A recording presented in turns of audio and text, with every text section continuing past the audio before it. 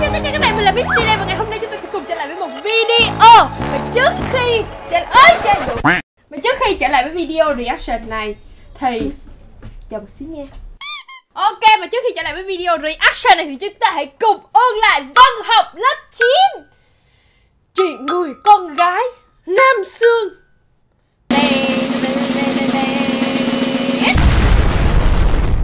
Và sau đây là những điều mình muốn nói trước khi vào cái reaction. Thì mình rất là hy vọng các bạn sẽ xem reaction của mình như kiểu đây là cảm xúc của mình. Và đây mình là một người bình thường, không biết gì về âm nhạc, mình chỉ làm theo cảm xúc. Nếu các bạn cảm thấy mình là người không có chuyên môn, đúng, các bạn đã nghĩ đúng, mình là người không có chuyên môn thiệt. Và nếu các bạn cảm thấy mình xàm xí, nhảm nhí, cũng đúng luôn, tại mình cũng xàm xí nhảm nhí thiệt. Nhưng mà mình rất là hy vọng các bạn sẽ không chửi mình như kiểu là mẹ mày đéo biết gì mà cũng reaction. Ok, mình chỉ hy vọng là mình chỉ muốn là các bạn có dòng cảm xúc mình hơn một xíu. Thế thôi à. Cảm ơn tất cả các bạn xem.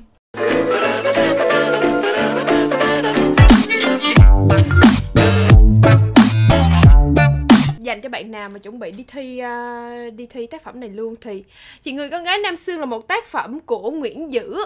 Và trời ơi, có tóm tắt Chuyện người con gái Nam Xương 8 gọn trong 10 dòng thôi.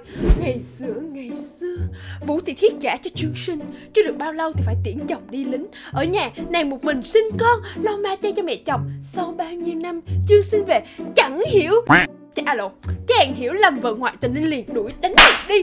Vì oan ức nàng trầm mình xuống bên hoàng giang. Sau khi nàng chết, Trương Sinh mới thấu nỗi oan của vợ nhưng đã too late. Vũ Nương trầm mình được Linh Phi cưu mang làm tiên nữ dưới cung thủy cung. Ok, đến đây là chi tiết huyền rồi chúng ta tiếp tục vào chi tiết phía trên. Đó là Trương Sinh nghi oan vợ là bởi vì bé đảng con trai đã nói là đây không phải ba, làm cho Trương Sinh cái mong ghen tuông nằm lồng lộn lên. Đấy là vợ mình, chắc chắn là thời gian tao đi lính con quỷ này nó có ngoại tình, gian tình với thằng nào. Và sau đó Vũ Nương không thể thấu nổi nỗi oan thị bầu này đã trầm mình để gột rửa, chiếc xóa sự trong sạch và chi tiết của mình. Và bây giờ chúng ta sẽ cùng đến với tác phẩm Chuyện tình yêu xa. Lý do tại sao mà mình kêu các bạn là chúng ta cùng ôn lại tác phẩm Chuyện người con gái Nam Xương là bởi vì thiệt ra hôm mà mình đi ra mắt bộ phim này của anh Huy Cung mình đã có xem qua rồi. Và bây giờ mình chỉ gọi là đang giải thích cho các bạn. Nếu mà bạn nào chưa xem thì đây sẽ là một cơ hội để các bạn cùng nhau ôm lại câu chuyện năm lớp 9 chúng ta đã từng học qua. Một cái nỗi oan mà hồi lớp 9 chúng ta chưa biết oan là gì. Nhưng nay khi tôi đã 24 tuổi tôi mới cảm nhận được đây là một cái nỗi oan mình đúng. Yes sir. Thôi do em vậy. Đây là Huy Cung, người kể chuyện của chúng ta thôi nha mọi người. Anh ấy đi nhập ngũ. Ngày xưa nhập ngũ nó chỉ đơn giản là vậy thôi. Đó, ngày xưa nhập ngũ nó đơn giản thôi chứ nó không có phải là súng xiết đồ này nọ các thứ. Nó chỉ là đánh gậy đó rồi cung tên đồ vậy đó. Đây, Trương Sinh.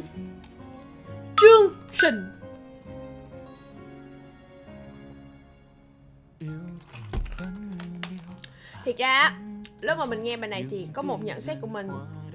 Nếu anh Huy có xem được thì mình hy vọng anh Huy cũng sẽ không chửi mình. Nhưng mà mình cảm giác đó là cái bài nhạc nó hơi hiện đại so với cái hình ảnh nó cổ trang hơn. Nhưng mà bài nhạc vẫn rất là hay. Nhưng mà nó chỉ là mình cảm giác nó không có được mắt. Xíu.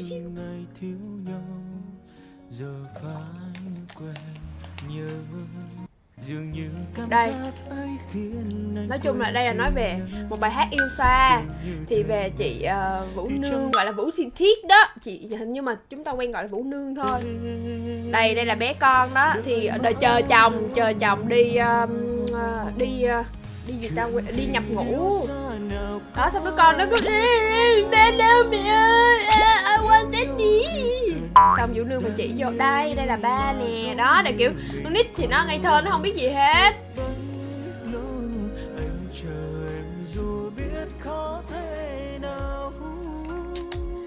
Vì nó không được đến một ngày anh mất đi người anh yêu thương thì sao.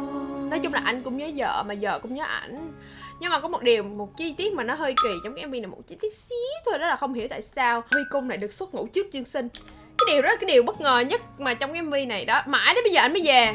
Thì đây là chị Hậu của chúng ta. Tất cả chúng ta đều thấy chị Hậu tuy là đóng một cái vai gọi là vai ác, nhưng mà nó phải vai ác, không hẳn ác mà gọi là một cái vai nó mang cái tầm vóc gọi là cư dân mạng. Nhưng chị Hậu vẫn tỏa ra một nét rất là hài hước.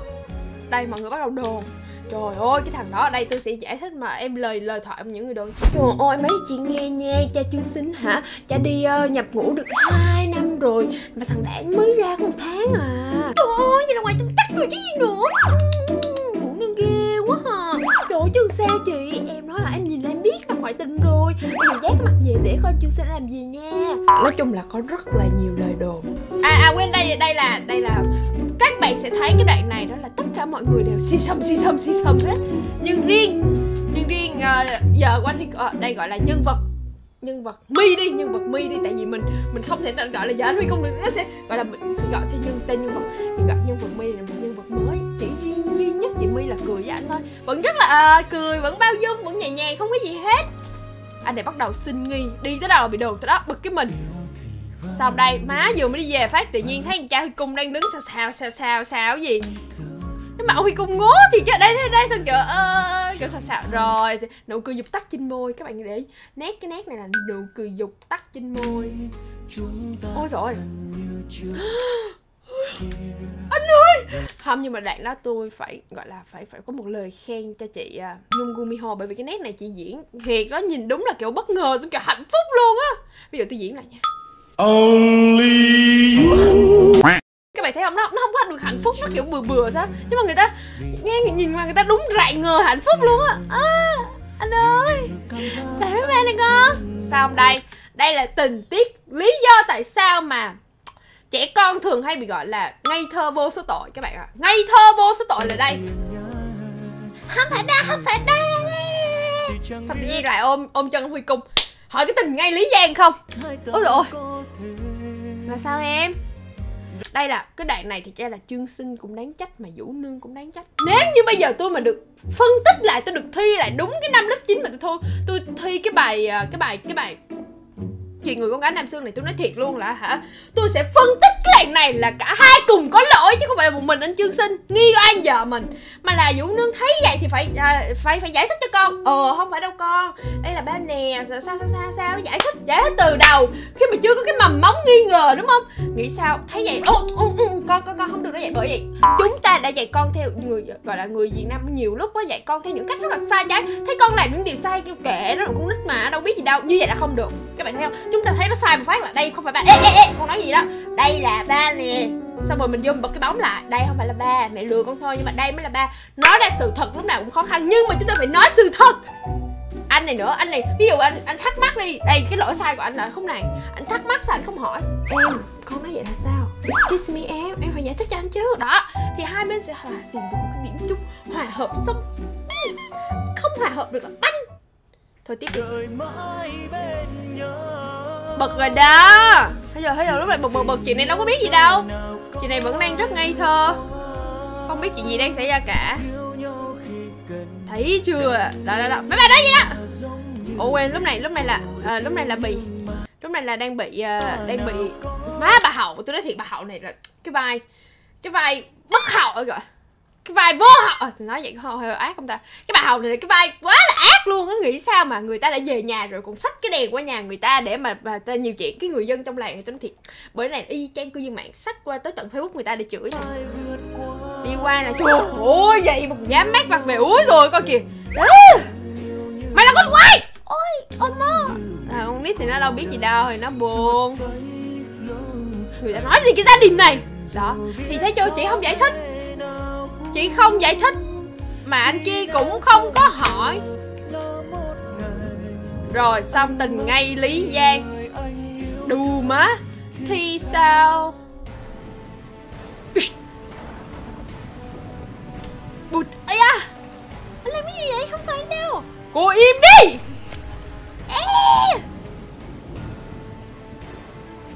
Mày điên à?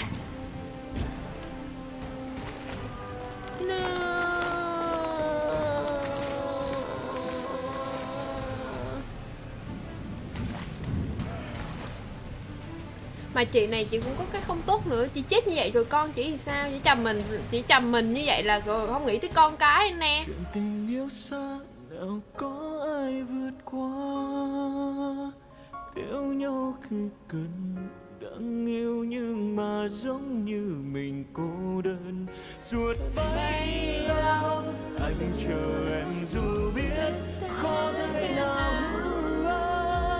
vì nếu không chờ lâu. Khúc này là khúc giải thích thôi. Khúc này là ba Đảng đã đúng rồi, bố của Đảng đã nhận ra một điều, xém nữa là anh mất đi người anh yêu thương rồi. Nói chung là anh Huy Cung đã cho có một cái kết đẹp hơn cho cái MV này, cho cái tác phẩm này. Thì đáng lý lúc này là chị chầm mình xuống sông để chị tự vẫn đó.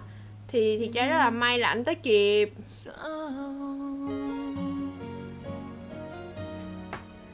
Tần tần tần tần tần tần.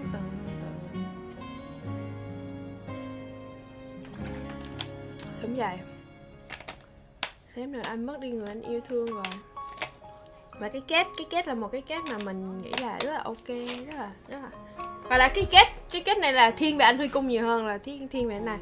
Bởi vì tất cả chúng ta đều biết đó là anh Huy Cung vừa rồi. Thôi xem đi rồi biết. Đó, nói chung là bây giờ gia đình đang hạnh phúc rồi.